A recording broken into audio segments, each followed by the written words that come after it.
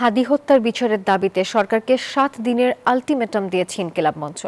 শুক্রবার বাদ-জুমা হাদি হত্যার বিচারের দাবিতে ঢাকা বিশ্ববিদ্যালয় এলাকায় বিক্ষোভ মিছিল বের করে ইনকিলাব মঞ্চ। মিছিল শেষে ইনকিলাব মঞ্চের সদস্য সচিব আব্দুল্লাহ আল জাবের বলেন, হাদি হত্যা তদন্তে অন্তর্বর্তী সরকারের দেয়া জাতিসংঘকে চিঠির অগ্রগতি জানানোর দাবি জানান।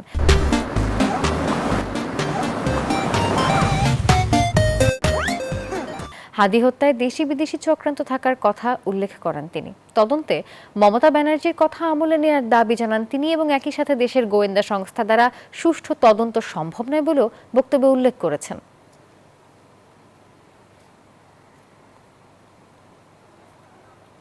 এই শুক্রবার থেকে আগামী শুক্রবারের মধ্যে সরকার যদি সুনির্দিষ্ট কোন তথ্য বা সুনির্দিষ্ট সময়সীমা প্রণয়ন করতে না পারে, আমরা এই শাহবাগে অবস্থান কর্মসূচি দিতে বাধ্য হব। গোয়েন্দা সংস্থার অধিকাংশ লোকজন ভালো হওয়া সত্ত্বেও কিছু লোকজনের কারণে তারা ঠিকভাবে তদন্ত করতে পারছে না।